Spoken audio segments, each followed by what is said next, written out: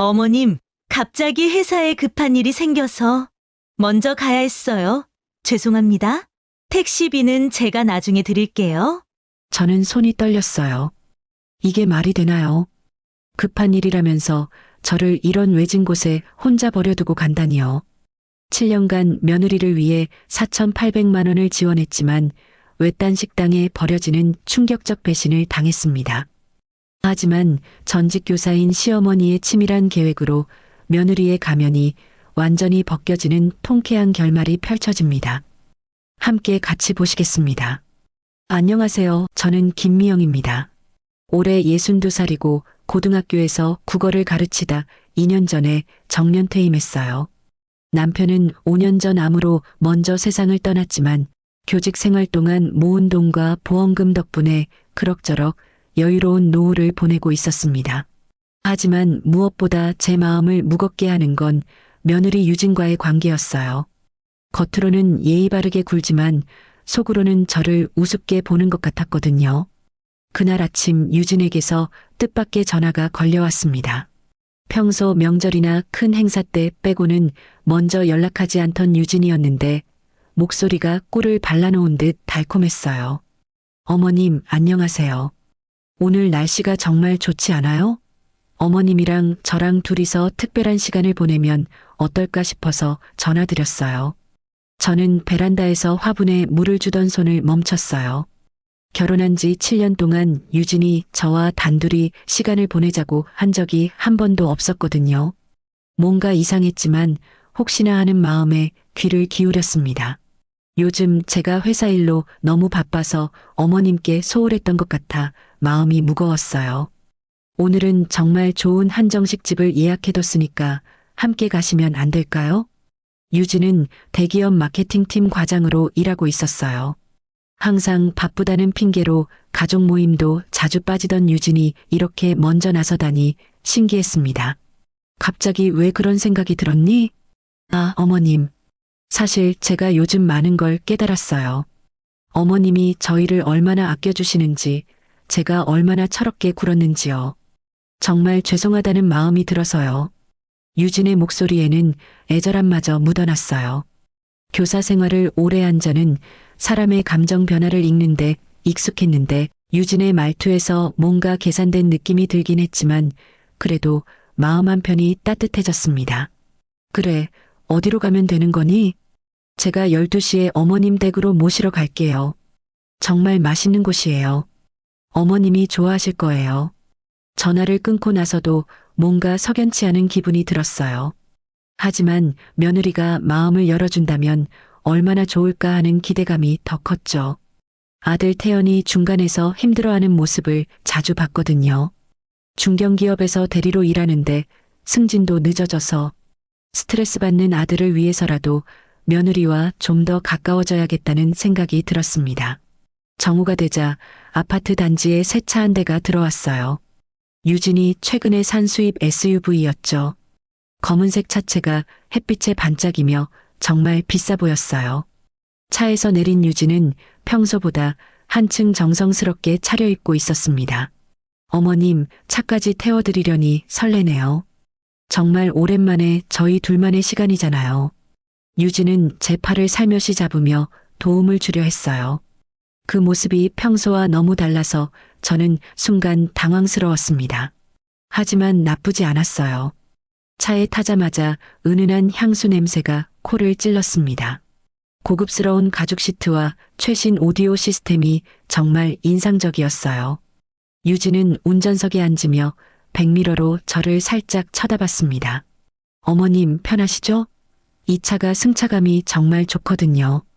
어머님도 한번 운전해 보시면 어떨까 했는데 면허는 가지고 계시죠?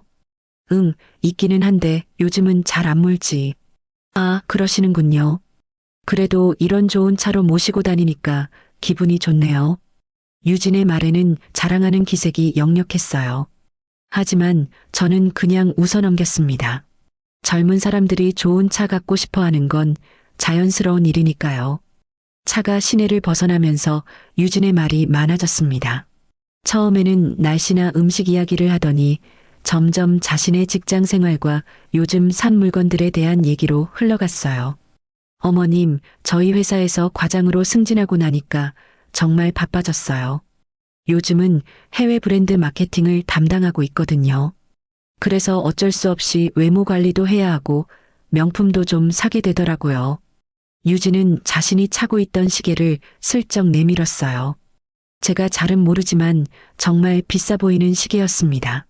이것도 이번에 새로 샀어요. 클라이언트들과 미팅할 때 이런 소품들이 중요하거든요. 어머님은 이해해 주시죠? 저는 고개만 끄덕였어요. 사실 좀 거슬렸지만 며느리와의 화목한 시간을 망치고 싶지 않았거든요. 태연이도 요즘 스트레스가 많은 것 같더구나. 승진 이야기가 어떻게 되고 있니? 제 질문에 유진의 표정이 순간 굳어졌어요. 아, 그게 생각보다 시간이 걸리고 있어요. 솔직히 태연이가 좀 더 적극적이었으면 좋겠는데 성격이 너무 소극적이에요. 요즘 같은 세상에서는 그런 성격으로는 한계가 있죠. 유진의 말투가 점점 날카로워졌습니다. 자신의 남편인 태연을 마치 남 이야기하듯 평가하고 있었어요. 그래도 우리 태연이가 성실하잖니. 성실함도 장점이야. 어머님, 요즘 세상에는 성실함만으로는 부족해요. 저희 회사 동기들 봐도 다들 훨씬 앞서가고 있거든요. 물론 어머님이 많이 도와주셔서 지금까지 버틸 수 있었지만요. 유진의 마지막 말에 뭔가 쓴맛이 느껴졌어요. 고마움이라기보다는 당연하다는 식의 뉘앙스였습니다. 차가 고속도로를 달리기 시작했어요. 생각보다 목적지가 먼 것 같았습니다. 유진아, 식당이 어디에 있니? 제법 멀리 가는구나. 아, 요즘 진짜 맛있는 집들은 다 외곽에 있어요. 도심에는 임대료가 비싸서 좋은 식당들이 나가더라고요. 어머님도 아시잖아요. SNS에서 화제가 되는 맛집들 말이에요. 유진은 그러면서 자신의 휴대폰을 잠깐 보여줬어요. 화면에는 예쁘게 차려진 음식 사진들이 가득했습니다. 제가 인스타 팔로워가 2만 명이 넘거든요. 좋은 곳 발견하면 바로 올려야 해요.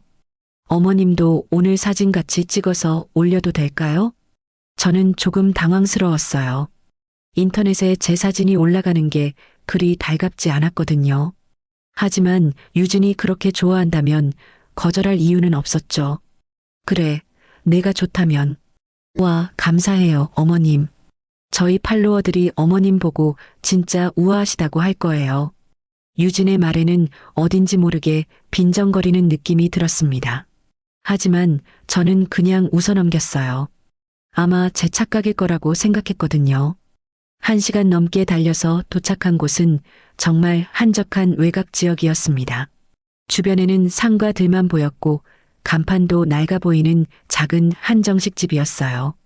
유진은 차에서 내리자마자 주변을 둘러보며 실망스러운 표정을 지었습니다. 어머님, 여기 정말 유명한 곳이에요. 예약하기도 어려웠거든요. 유진은 그렇게 말했지만 표정이 별로 좋아 보이지 않았어요. 아마 생각보다 시골스러운 분위기가 마음에 안 들었나 봐요. 사실 인터넷으로만 보고 온 것 같았습니다. 식당 안은 깔끔하고 정갈했어요. 나이 드신 사장님이 반갑게 맞아주셨습니다. 저는 이런 조용하고 전통적인 분위기가 마음에 들었어요. 어서 오세요. 한정식 2분 맞으시죠? 안쪽 좋은 자리로 안내해 드릴게요. 유진은 주변을 둘러보며 뭔가 불만스러운 표정을 지었습니다. 아마 자신이 기대했던 세련된 분위기와는 거리가 멀었던 것 같아요. 여기 화장실은 어디에 있나요? 뒤쪽에 있습니다. 조금 좁지만 깨끗해요. 유진이 인상을 찌푸리는 게 보였어요. 아마 최신식 화장실을 기대했나 봅니다. 음식이 나오기 시작했어요. 정성스럽게 준비된 나물들과 찌개, 구이가 상에 올랐습니다. 저는 정말 만족스러웠어요. 어머님, 여기 음식이 정말 건강에 좋다고 해요. 모든 재료를 직접 기른다니까 믿을만하죠. 유진이 그렇게 말하며 젓가락을 들었지만 별로 맛있어 하지 않는 것 같았어요. 식사를 시작한 지 30분 정도 지났을 때였습니다. 유진이 갑자기 자리에서 일어났어요. 어머님, 화장실 좀 다녀올게요. 금방 올 테니까 천천히 드세요. 유진은 가방을 의자 위에 그대로 두고 화장실 쪽으로 갔습니다. 저는 별 생각 없이 혼자 식사를 계속했어요. 그런데 10분이 지나고 20분이 지나도 유진이 돌아오지 않았습니다. 처음에는 화장을 고치고 있나 보다 생각했지만 30분이 넘어가니 이상했어요. 저는 사장님께 여쭤봤습니다. 사장님, 아까 저와 함께 온 젊은 분이 화장실에 간 지 오래됐는데 혹시 보셨나요? 아, 그분 말씀이세요? 아까 뒤쪽으로 나가시더니 차 타고 가시던데요. 순간 머리가 하얘졌어요. 차를 타고 갔다니 그럼 저는 어떻게 하라는 건가요? 저는 급하게 밖으로 나가 주차장을 확인했습니다. 아까 유진이 몰고 온 검은색 SUV는 흔적도 없이 사라져 있었어요. 그때 휴대폰에 메시지가 왔습니다. 유진이었어요. 어머님, 갑자기 회사에 급한 일이 생겨서 먼저 가야 했어요. 죄송합니다. 택시비는 제가 나중에 드릴게요. 저는 손이 떨렸어요. 이게 말이 되나요? 급한 일이라면서 저를 이런 외진 곳에 혼자 버려두고 간다니요. 사장님이 걱정스러운 표정으로 다가오셨습니다. 어르신, 괜찮으세요? 얼굴이 너무 하얘 보이는데요. 사장님, 여기서 시내로 나가는 버스나 택시가 있나요? 아이고, 여기는 대중교통이 거의 안 다녀요. 하루에 한두 번 마을버스가 다니긴 하는데 벌써 막차도 끊겼을 시간이고요. 저는 그 순간 정말 막막했어요. 휴대폰으로 택시를 불러보려 했지만 이런 외진 곳까지는 잘 오지 않는다고 했습니다. 저는 식당 안에 다시 들어가서 어떻게 해야 할지 생각해 봤어요. 사장님이 걱정스러운 표정으로 차 한 잔을 가져다 주셨습니다. 어르신, 일단 마음부터 진정하세요. 제가 아는 분 중에 시내로 가는 분이 있는지 연락해 볼게요. 사장님의 따뜻한 말씀에 눈물이 날 뻔했어요. 생전 처음 보는 분이 이렇게 걱정해 주시는데 7년을 함께한 며느리는 저를 이렇게 버리고 갔으니까요. 정말 감사합니다. 제가 이렇게 폐를 끼쳐서 죄송해요. 모료 당연한 일이죠. 그런데 도대체 어떻게 된 일이에요? 함께 오신 분이 갑자기 가버리시다니. 저는 사장님께 상황을 간단히 설명드렸어요. 사장님은 혀를 차며 안타까워하셨습니다. 요즘 젊은 사람들이 참 모르겠어요. 어른을 그렇게 대할 수가 있나요? 그때 식당 문이 열리며 등산복을 입은 젊은 부부가 들어왔어요. 아마 근처에서 산행을 하고 늦은 점심을 먹으러 온 것 같았습니다. 사장님이 그 부부에게 제 상황을 설명해 주셨어요. 젊은 남자분이 놀라며 말했습니다. 세상에 그런 일이 있을 수가 있나요? 저희가 서울로 올라가는 길인데 모셔다 드릴게요. 아니에요. 그럴 수는 없어요. 너무 폐가 되잖아요. 무슨 말씀이세요? 저희도 부모님 모시는 자식인데 그냥 갈 수가 없어요. 꼭 모셔다 드릴게요. 그 부부의 진심 어린 친절에 저는 정말 감사했습니다. 세상에는 여전히 따뜻한 사람들이 많다는 걸 다시 한번 느꼈어요. 사장님도 걱정스러운 마음에 도시락까지 싸주셨어요. 어르신, 길에서 드세요. 그리고 그런 못된 며느리 때문에 너무 상심하지 마세요. 차에 타고 가면서 그 부부는 계속 저를 걱정해 주셨습니다. 어르신, 정말 속상하셨을 텐데 괜찮으세요? 그런 사람은 꼭 보응을 받을 거예요. 걱정하지 마세요. 젊은 부인이 위로의 말을 해주었지만 저는 마음속 깊은 곳에서 분노가 끓어오르는 걸 느꼈어요. 집에 도착할 때까지 저는 계속 생각했습니다. 유진이 왜 이런 짓을 했을까? 정말 급한 회사 일이었을까? 아니면 처음부터 저를 버릴 생각이었던 걸까? 아파트에 들어와서 거울을 보니 제 얼굴이 10년은 늙어 보였어요. 하루 만에 이렇게 지칠 줄은 몰랐습니다. 다음 날 오후 현관문 벨이 울렸어요. 인터폰을 확인해 보니 태연과 유진이 서 있었습니다. 두 사람 모두 심각한 표정이었어요. 문을 열자마자 유진이 저에게 달려와 손을 잡았어요. 어머님, 정말 죄송해요. 어제 너무 갑작스러운 일이 생겨서 어쩔 수 없이 그랬어요. 유진의 눈에는 눈물이 맺혀 있었습니다. 정말 자연스러운 연기였어요. 무슨 일이었는데 그렇게 급했니? 저희 팀에서 담당하던 프로젝트에 큰 문제가 생겨서 당장 회사로 나가야 했어요. 부장님이 바로 오라고 하셔서 정말 어쩔 수 없었거든요. 태연도 옆에서 거들었어요. 엄마, 유진이가 어제 새벽까지 회사에 있었어. 정말 급한 일이었나 봐. 저는 그들의 말을 들으면서도 뭔가 석연치 않았습니다. 아무리 급한 일이라고 해도 저를 그렇게 버려둘 수는 없는 거잖아요. 그래도 유진아, 나를 혼자 두고 갈 수는 없는 거 아니니? 나이 든 사람이 그런 외진 곳에서 얼마나 당황했겠니? 제 말에 유진이 더욱 눈물을 흘렸어요. 정말 죄송해요. 저도 그때 너무 당황해서 생각을 못했어요. 어머님이 혼자서도 잘 집에 오실 거라고 생각했거든요. 유진아, 그곳이 어떤 곳인지 너도 알잖니? 버스도 안 다니는 곳이었어. 어머님, 정말 미안해요. 제가 평소에 어머님을 너무 젊고 건강하다고 생각해서 그랬나 봐요. 앞으로는 이런 일 없도록 조심할게요. 유진은 제 손을 꼭 잡으며 진심 어린 사과를 했어요. 하지만 저는 여전히 뭔가 이상했습니다. 태연이 중간에서 말했어요. 엄마, 유진이도 정말 미안해하고 있어. 나도 회사 일이 얼마나 급할 수 있는지 알거든. 이번 한 번만 이해해주면 안 될까? 저는 태연을 바라봤어요. 제 아들은 정말 순진했습니다. 아내의 말을 그대로 믿고 있었어요. 태연아, 너는 어제 저녁에 유진이가 늦게 들어온 걸 직접 봤니?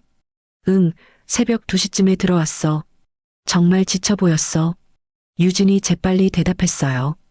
그때까지 회사에서 회의하고 자료 정리했거든요. 정말 힘들었어요. 저는 더 이상 말하지 않았어요.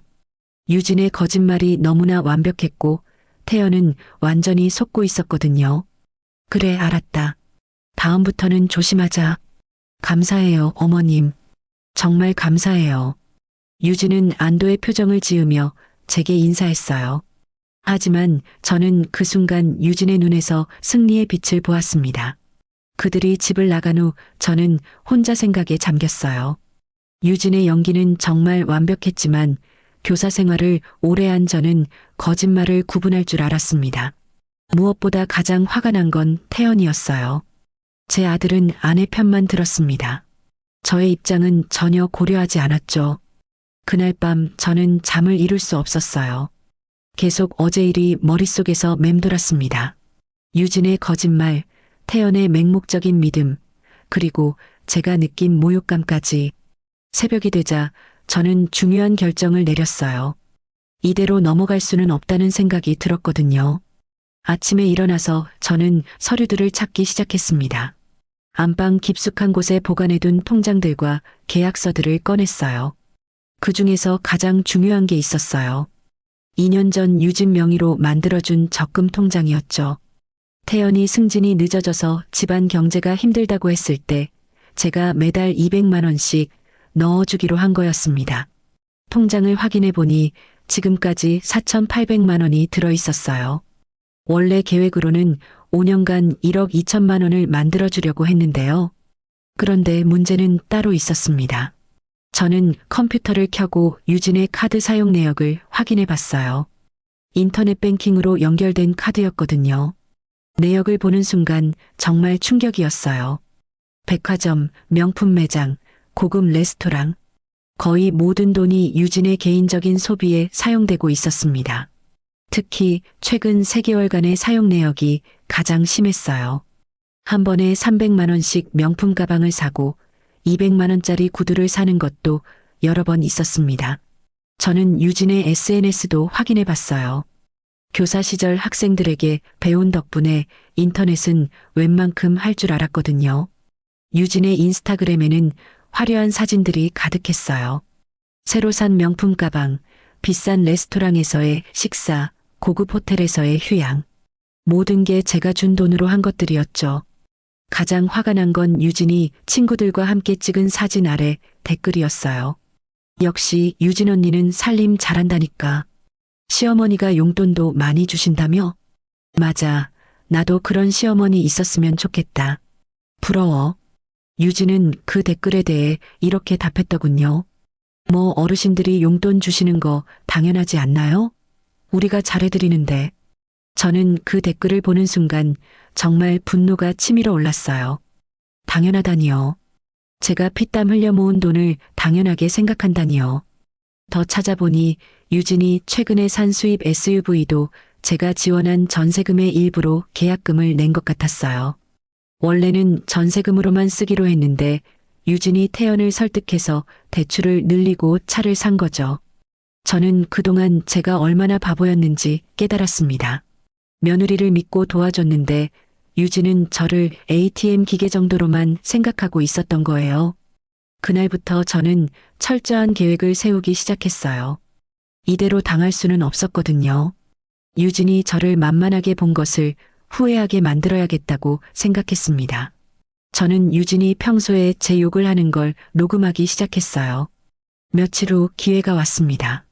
유진이 친구와 통화하면서 저에 대한 불만을 털어놓는 걸 우연히 들었거든요. 시어머니가 진짜 촌스러워 죽겠어. 맨날 헌옷 입고 다니면서 나한테는 명품 사지 말라고 잔소리하고 그러면서 자기는 돈이 많다고 자랑이나 하고 저는 조용히 휴대폰 녹음 기능을 켰어요. 태연이도 답답해. 엄마 편만 들고 나는 언제까지 저 할머니 비위 맞춰가며 살아야 하는 거야? 완벽한 증거였습니다.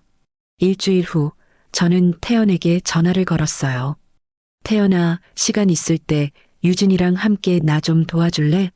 무슨 일이세요, 엄마? 사실 유진이가 평소에 명품을 좋아하는 것 같더라. 그래서 내가 정말 좋은 가방 하나를 선물해주고 싶은데 젊은 사람들 취향을 잘 모르겠어서 제 말에 태연이 기뻐하는 목소리가 들렸어요. 와, 정말요? 유진이가 정말 좋아할 거예요. 언제 가실 거예요? 이번 주말 오후에 시간 되니? 백화점 VIP 라운지에서 만나자. 네, 좋아요. 유진이한테 말해볼게요. 전화를 끊고 저는 조용히 미소 지었어요. 덫은 완벽하게 놓아졌습니다. 주말이 되자 저는 평소보다 정성스럽게 옷을 차려입고 백화점으로 갔어요. VIP 라운지를 미리 예약해 두었거든요. 교사 퇴직금과 남편 보험금으로 VIP 회원이 된 지 오래였습니다. 태연과 유진이 도착했을 때 저는 이미 편안한 소파에 앉아 커피를 마시고 있었어요. 어머님, 여기 정말 좋네요. 유진이 VIP 라운지의 호화로운 분위기에 감탄했습니다. 평소 명품에 관심이 많던 유진이었지만 이런 VIP 대접은 처음 받아보는 것 같았어요. 앉아라, 둘 다. 오늘 우리 며느리 예쁜 가방 하나 골라줄 거야. 유진의 얼굴이 환해졌어요. 어머님, 정말 감사해요. 그런데 괜찮으세요? 명품 가방이 생각보다 비쌀 텐데요. 괜찮다. 며느리 예쁘게 해주는 게 시어머니 역할이지. VIP 담당 직원이 다가와서 최신 컬렉션들을 보여주기 시작했어요. 유진은 정말 신이 나서 여러 가방들을 구경했습니다. 어머님, 이 가방 어떠세요? 요즘 인스타에서 정말 인기 많은 거예요. 유진이 고른 가방은 600만 원이 넘는 고가 제품이었어요. 하지만 저는 아무렇지 않게 고개를 끄덕였습니다. 좋구나.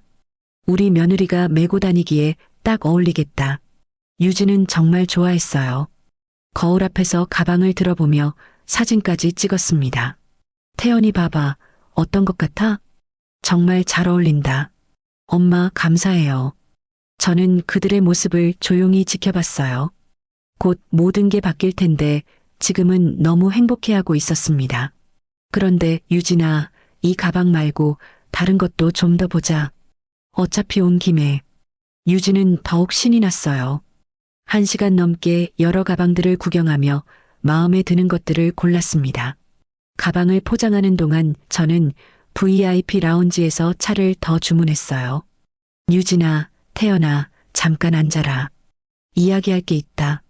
두 사람이 의아한 표정으로 저를 바라봤어요. 사실 오늘 이 자리를 마련한 건 단순히 선물을 주려고 한 게 아니다. 제 말에 분위기가 조금씩 경직되기 시작했습니다. 저는 가져온 서류 봉투에서 통장과 카드 사용 내역을 꺼냈어요. 유진아, 이게 뭔지 아니? 유진의 얼굴이 하얗게 변했어요.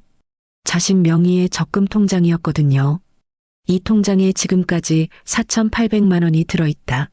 내가 2년 동안 매달 200만 원씩 넣어준 거야. 태연이 놀라며 말했어요. 엄마, 그 돈은 저희 생활비로 쓰라고 주신 거 아니에요? 그래, 너희들 생활이 어렵다고 해서 도와준 거지. 그런데 유진아, 이 돈을 어디에 썼는지 아니? 저는 카드 사용 내역을 테이블 위에 펼쳐놓았어요. 명품 가방에 300만 원, 200만 원짜리 구두, 고급 레스토랑 식사, 해외여행.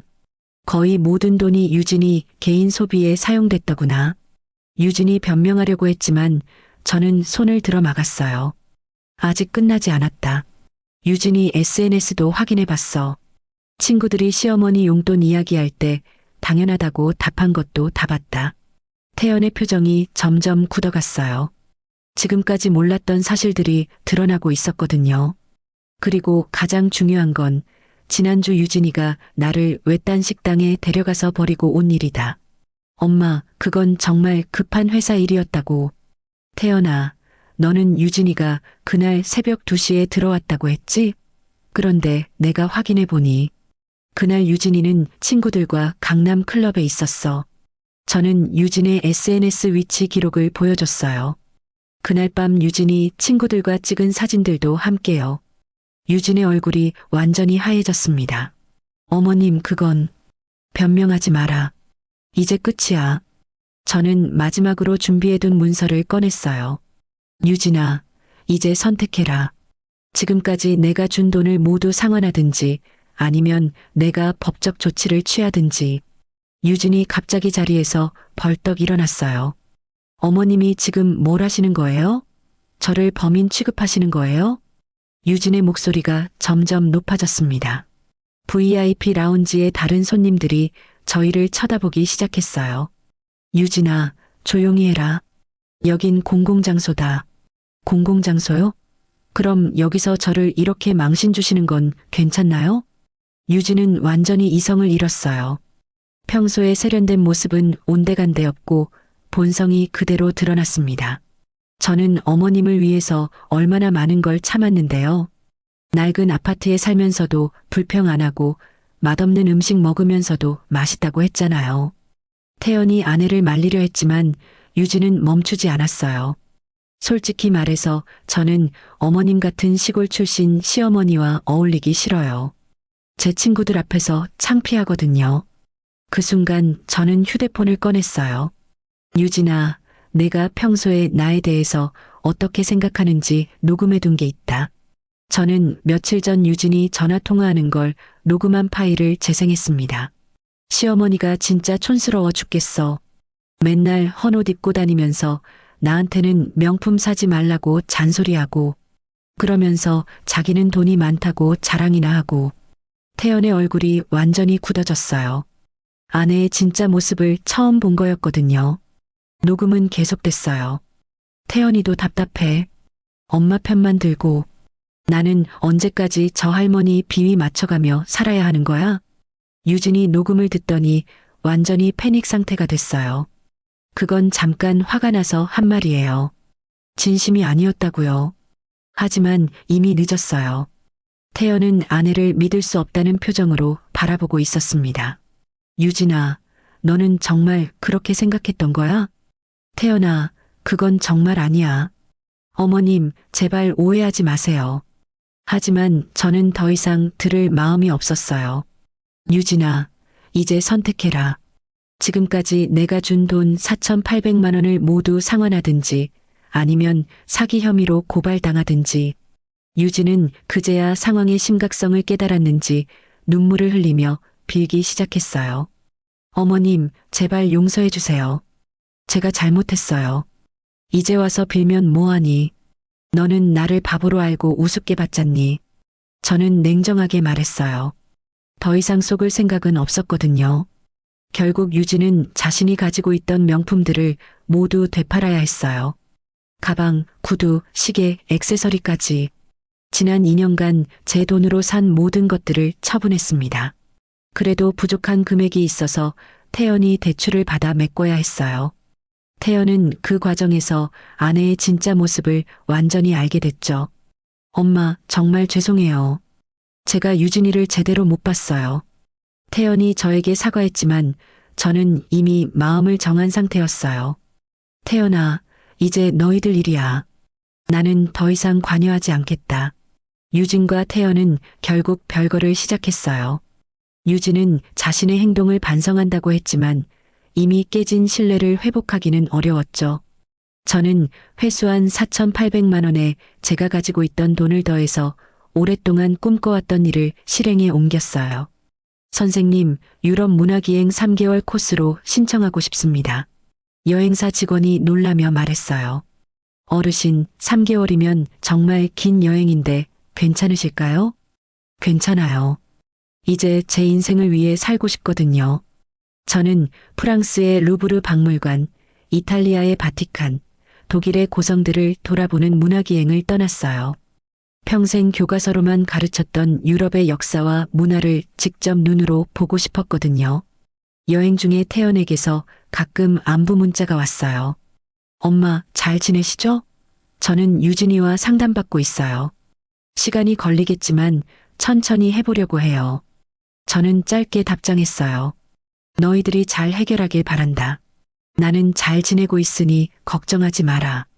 파리의 어느 카페에서 이 글을 쓰고 있어요. 창밖으로 보이는 센느강이 정말 아름답습니다. 62년을 살아오면서 처음으로 온전히 제 자신만을 위한 시간을 보내고 있어요.